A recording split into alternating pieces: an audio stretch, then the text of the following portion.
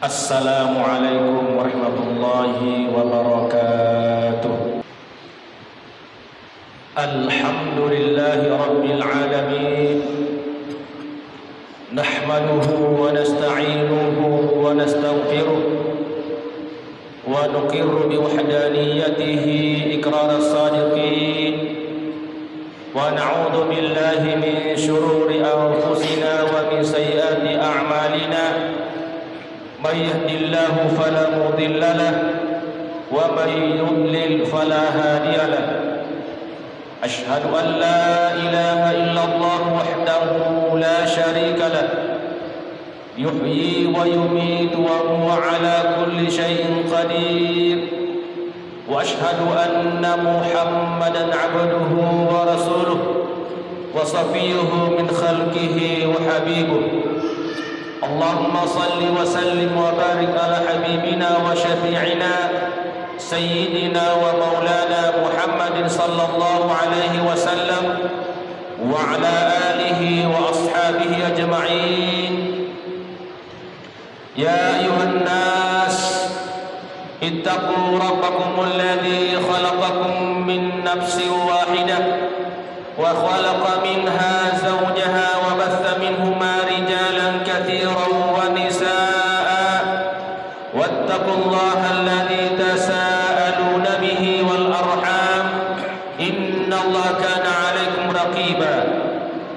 يا أيها الذين آمنوا اتقوا الله وقولوا قولا سديدا يصلح لكم أعمالكم ويغفر لكم ذنوبكم ومن يطع الله ورسوله فقد فاز فوزا عظيما. Hadirin jamaah Jumat yang dirahmati Allah Subhanahu wa taala. Pertama-tama kami mengajak kepada diri sendiri dan jamaah semua untuk membenahi dan menambah kualitas takwa kita kepada Allah Subhanahu wa taala dengan cara meningkatkan kepatuhan terhadap perintah dan larangannya. Kedua, mari kita mensyukur nikmat iman dan nikmat kesehatan yang masih melekat pada diri kita dengan cara memanfaatkannya semaksimal dan sebaik mungkin. Karena sangat mudah bagi Allah Subhanahu wa taala mencabut nikmat itu dari diri manusia, dan semoga itu tidak akan menimpa kita. Dan tak lupa pula kita kirim salawat dan salam kepada junjungan Nabi besar kita baginda Rasulullah Muhammad sallallahu alaihi wasallam, Nabi uswatun hasanah wa khatamul anbiya'i wal mursalin. Hadirin jamaah Jumat rahimakumullah. Syariat Islam secara umum terdiri dari dua unsur, yakni ibadah dan muamalah. Ibadah adalah setiap aktivitas atau amalan yang terjadi antara manusia dengan Allah Subhanahu wa taala, seperti salat, puasa, zakat, haji dan sebagainya. Sedangkan muamalah adalah setiap aktivitas atau amalan yang terjadi berkaitan antara manusia dengan manusia yang lainnya. Contoh dalam jual beli, sewa menyewa, pinjam meminjam dan lain sebagainya. Dalam hal ibadah, setiap muslim dituntut untuk senantiasa giat dalam melaksanakan ibadah, baik yang sunnah terlebih lagi ibadah yang wajib. Sementara dalam muamalah, bekal ilmu adalah syarat utama yang harus terpenuhi sebelum seorang muslim menjalankannya. Sering kita melakukan kekeliruan dalam muamalah disebabkan karena ketidaktahuan kita terhadap ilmu tersebut, padahal pelanggaran terhadap ketentuan syariat Islam dalam hal muamalah memiliki konsekuensi dan dampak yang berbahaya dalam lingkungan sosial. Dengan tegas Nabi kita Muhammad SAW mengingatkan dalam hadisnya yang berbunyi, "Man iqtata'a haqqa imri'in muslimin bi yaminihi faqad awjaba Allahu lahu an-nar wa harrama 'alaihi al-jannah." Barang siapa mengambil hak milik seorang muslim dengan sumpahnya, maka Allah mengharuskan dirinya masuk ke neraka dan mengharamkan baginya masuk surga. Hadirin jamaah Jumat yang dirahmati Allah Subhanahu wa taala. Pelanggaran syariat dalam hal muamalah yang paling sering kita jumpai adalah dalam praktek jual beli. Hampir semua orang melakukan transaksi jual beli, namun tidak setiap orang tahu dan paham tentang ilmu jual beli yang benar sesuai syariat Islam.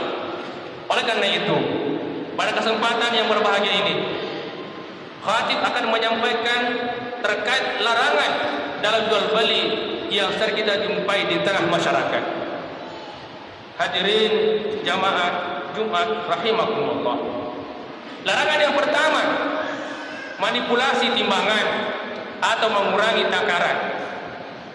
Dalam beberapa praktik jual beli masih sering kita jumpai orang-orang yang memanipulasi timbangan dalam perdagangan mereka, sehingga terjadilah penipuan berat timbangan dengan disengaja, mengurangi takaran dengan sengaja, padahal tersebut merupakan larangan dalam jual beli dan termasuk perilaku memakan harta orang lain yang bukan haknya.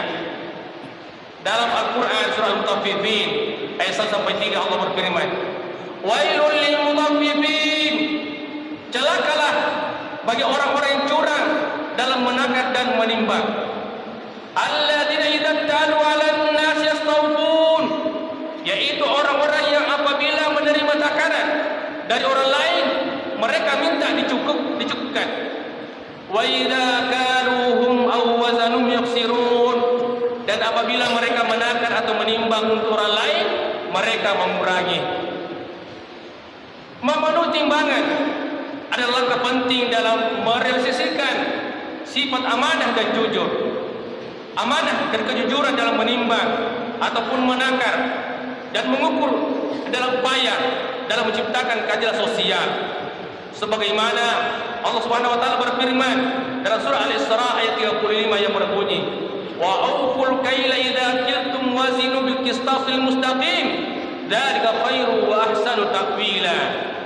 Dan sempurnakanlah takaran apabila kamu menakar, dan timbanglah dengan timbangan yang benar, itulah yang lebih utama bagimu dan lebih baik akibatnya. Jamaah Jumat rahimakumullah. Larangan yang kedua, mengelabui pembeli dan memasukkan barang dagangan. Dalam fikih, perilaku seperti ini dikenal dengan istilah al-ghish. Dalam suatu riwayat dikisahkan bahwa pada suatu ketika Nabi SAW melewati satu puk makanan, lalu jari-jari beliau menyentuh sesuatu yang basah. Kemudian beliau bersabda, "Ma hada ya sahibat ta'am?" Apa ini wahai pemilik makanan? Penjual makanan pun lantas menjawab, "Asabat mussama'u ya Rasulullah." Terkena air hujan wahai Rasulullah. Kemudian Rasulullah pun bersabda, "Afala ja'altahu fawqa at-ta'ami kay yarahu an-nas man ghashya falaysa minni." Maka apa tidak kamu letakkan di bagian atas saja agar orang dapat melihatnya? Barang siapa yang mengelabui maka ia bukan dari golonganku. Hadis ini menjadi dalil yang jelas atas haramnya berbagai bentuk manipulasi, mengelabui atau pencitraan dalam rangka menyembunyikan dengan sengaja nilai minus yang ada pada produk jual dari pengetahuan pembeli. Jamaah Jumat rahimakumullah. Larangan ketiga, janji dan sumpah palsu. Larangan dalam jual beli yang ketiga yakni kebiasaan membuat janji dan sumpah palsu. Misalnya seorang penjual memberikan janji-janji dan melakukan sumpah palsu dengan harapan barang dagangan mereka laris terjual. Maka tindakan yang telah mereka lakukan ini adalah tindakan yang keji dan tercela. Nabi kita Muhammad SAW dalam sebuah hadisnya memberikan peringatan keras kepada mereka yang lisannya ringan untuk memberikan janji dan sumpah palsu. Salasatun la yukallimuhumullahu yaumal qiyamah wa la yadhur ilaihim wa la yuzakkihim wa lahum adzabun alim. Ada 3 golongan yang tidak akan diajak bicara oleh Allah Subhanahu wa taala pada hari kiamat kelak. Allah tidak akan melihat mereka, tidak akan menyucikan mereka, dan bagi mereka azab yang pedih. Nabi SAW mengulanginya 3 kali. Lalu Abu Dzar berkata lagi, khabu wa khasiru man hum ya Rasulullah. Mereka gagal dan rugi. Siapakah mereka wahai Rasulullah? Beliau bersabda, al-musbilu wal mannan wal munafiqu sil'atahu bil halifil kadhib. Orang yang isbal, memanjangkan pakaian, orang yang suka memberi dengan menyebut-nyebutkannya kerana riya, dan orang yang membuat lagu barangnya dengan sumpah palsu. Hadirin jamaah Jumat rahimakumullah. Larangan keempat, menjual barang di atas akad penjualan saudara-saudaranya. Penjual barang ini diharamkan dalam Islam sebab berpotensi memicu permusuhan dan perselisihan antara sesama manusia. Dari Ibnu Umar bahwasanya Nabi SAW bersabda, la yabi' ba'dukum ala bai'i ba'd wa la yakhtub ba'dukum ala khitbati akhi. Janganlah sebagian kalian menjual barang yang telah dijual kepada saudaranya, dan janganlah sebagian kalian melamar seorang perempuan yang sedang dilamar.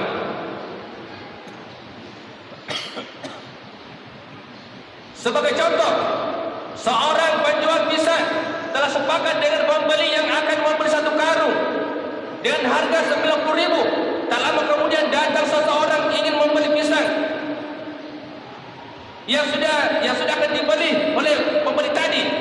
Lalu ia menawar dengan harga 100.000, dan dia pun meminta kepada penjual untuk membatalkan akad dengan pembeli pertama. Akhirnya penjual pun menyetujui dengan tawaran harga lebih tinggi itu.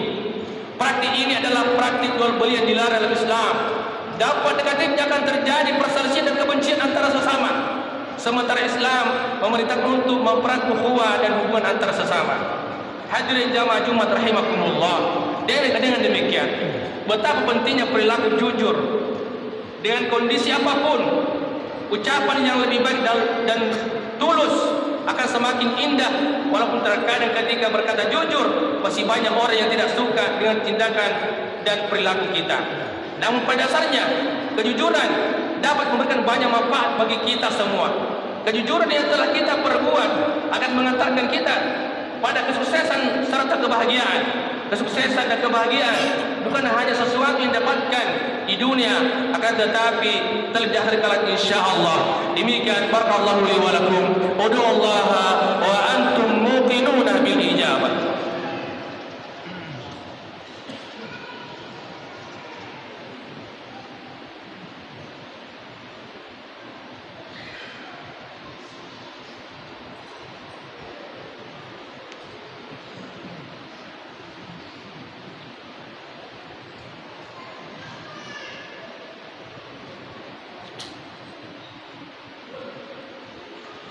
الحمد لله رب العالمين والعاقبة للمتقين ولا عدوان إلا على الظالمين. أشهد أن لا إله إلا الله وحده لا شريك له وأشهد أن محمدا عبده ورسوله. اللهم صل على سيدنا محمد وعلى آل سيدنا محمد. أما بعد فيا عباد الله اتقوا الله حق تقاته ولا تموتن إلا وأنتم مسلمون. قال الله تعالى إن الله وملائكته يصلون على النبي يا أيها الذين آمنوا صلوا عليه وسلموا تسليما. اللهم صل على سيدنا محمد وعلى آل سيدنا محمد. اللهم اغفر للمسلمين والمسلمات والمؤمنين والمؤمنات الأحياء منهم والأموات برحمتك يا أرحم الراحمين. ربنا تقبل منا إنك أنت السميع العليم وتب علينا إنك أنت التواب الرحيم.